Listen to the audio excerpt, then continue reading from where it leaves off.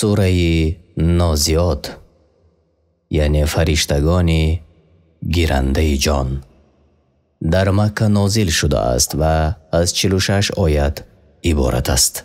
بسم الله الرحمن الرحیم. به نام الله بخشاینده و مهربان. والنازعات غرقا. الله سوگند یاد می کند به فرشتگانی که جانهای کافران را به سختی می گیرند. والناشطات نشطا. و سوگند به فرشتگانی که جانهای مؤمنان را به آسانی می گیرند. والسابحات سبحا فالسابقات سبقا. و سوگند به فرشتگانی که برای رسانیدن فرمان الله شناکنان و شتابان از آسمان فرود می آیند. و سوگند به فرشتگانی که بر یک دیگر سبقت می کنند در اجرا نمودن امرهای پروردگار. فالمدبرات امرا. و سوگند به فرشتگانی که همه کارها را تدبیر می کنند. یعنی جایز نیست برای آدمی قسم خوردن به غیر الله، زیرا چنین عمل شرک است. یوم ترجف الراجفه. که آن روز که نخستین نفخه قیامت که نفخه میرانیدن است زمین را بلرزاند. نفخه به معنای دمیدن در سور آمده است. تتبعها الرادفه. و نفخه دوم از پس آن بیاید، مردم از نو زنده خواهند شد. قلوب یومئذ واجفه. در آن روز دلهای کافران از سختی ترس در لرزه باشند. ابصارها خاشعه. و عذاب و دهشت‌های روز قیامت را مشاهده کنند، بر چشمانشان خاری و فرو افتادگی نمایان شود. یقولون ائنا لمردودون فی الحافره. منکران روزی از نو زنده گردانیدنی بعد از میرانیدن میگویند آیا ما به حالت نخستین باز میگردیم؟ أَإِذَا كُنَّا عِظَامًا نَخِرَةً. آنگاه که استخوان‌های پوسیده بودیم. قالوا تلك إذا كرة خاسرة. گویند این بازگشتی ما بازگشت است زیان آور. فإنما هي زجرة واحدة. پس تنها یک آواز بلند است. فإذا هم بالساهرة. و آنگاه آنان در زمین هموار صحرای قیامت می آیند. هل أتاك حديث موسى. ای پیامبر، آیا قصه موسی علیه السلام بر تو رسیده است؟ إذ ناداه ربه بالوادي المقدس طوى. آنگاه که پروردگارش را در وادی مقدس طوی صدا کرد، یعنی آن وادی در کوه سینا واقع است. اذهب إلى فرعون إنه طغى. به سوی فرعون برو که او در گناه از حد گذشته است. فقل هل لك إلى أن تزكى. بگو آیا تو را رغبت هست که پاکیزه شوی و با ایمان نفس خود را آراسته کنی؟ و اهدیک إلى ربک فتخشى. و من تو را به سوی پروردگارت راه بنمایم و تا تو بیترسی از او. فأراه الآية الكبرى. پس موسی به فرعون آن معجزه بزرگ عصا و دست را نشان داد.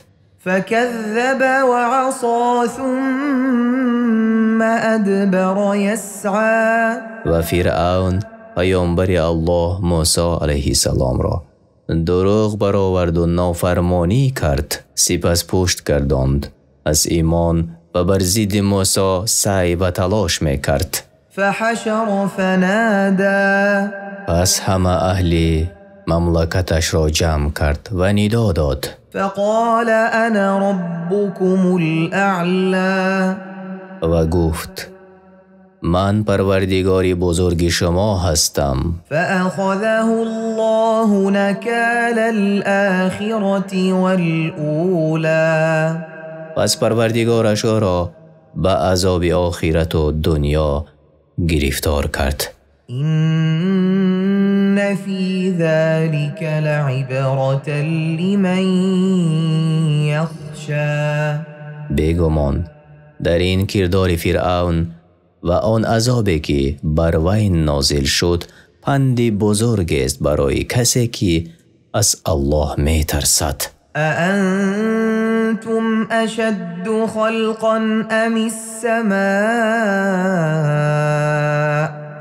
بناها ای آدمان، آیا آفرینش شما سخت‌تر است یا آفرینش آسمانی که الله آن را ساخته است؟ رفع سمكها فسواها بلندی آن را برافراشت و آن را استوار کرد. وأغطش ليلها وأخرج ضحاها شبش را تاریک کرد، به فرو رفتن آفتاب و روزش را روشن کرد به برآمدن آفتاب.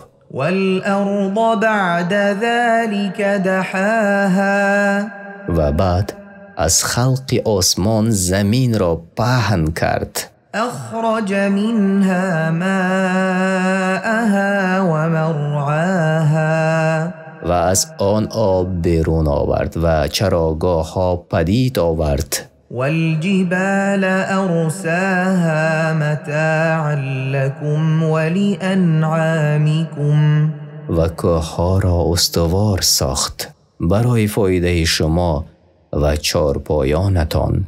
از نو زنده گرداندن شما روز قیامت در نزد الله آسان تر است از آفرینش این چیزها. فإذا جاءت الطامة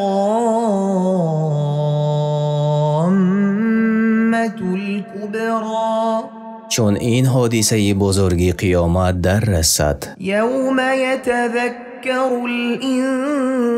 الإنسان ما سعى روزی که آدمی همه عملهای خود را از نیک و بد به یاد آورد. وبرزت الجحیم لمن یرا و دوزخ برای هر فرد بینا آشکار و نمایان می گردد. فاما من طغى پس هر کی از حد گذشته باشد در کفر و عصیان وآثر الحیاة الدنیا و زندگی این جهان را بر زندگی آخرت اختیار کرده باشد، فإن الجحیم هی المأوى بیگمان جهنم جایگاه است. وأما من خاف مقام ربه ونهى النفس عن الهوى اگر هر کس که از ایستادن در برابر پروردگارش ترسیده باشد و نفس خود را از هوا و هوس باز داشته باشد، فإن الجنة هي المأوى پس بیگمان بهشت جایگاه است. يسألونك عن الساعة أيان مرساها ای پیامبر، تو را مشرکان تمسخرآمیزانه از قیامت می پرسند که چه وقت واقع شود. فيما أنت من ذكراها از واقع شدن آن تو را چی خبر است؟ إلى ربك منتهاها بلکه آگاهی از زمانی برپاشوی قیامت به پروردگارت است. إنما أنت منذر من يغشاها تو تنها بیم دهنده کسی هستی که از قیامت می ترسد. كأنهم يوم يرونها لم يلبثوا إلا عشية أو ضحاها روزی که آن را ببینند از حول قیامت بیندارند در این جهان فقط یک شامگاه یا چاشتگاه ایستاده اند. شما ترجمه معنای سوره نازعات یعنی فرشتگان گیرنده جان را شنیدید. در مکه نازل شده است و از 46 آیت عبارت است. این تنها ترجمه معنا است و از استفاده قرآن کریم و ترجمه معنای آن در روش تفسیری میسر به زبان تاجیکی گرفته شده است.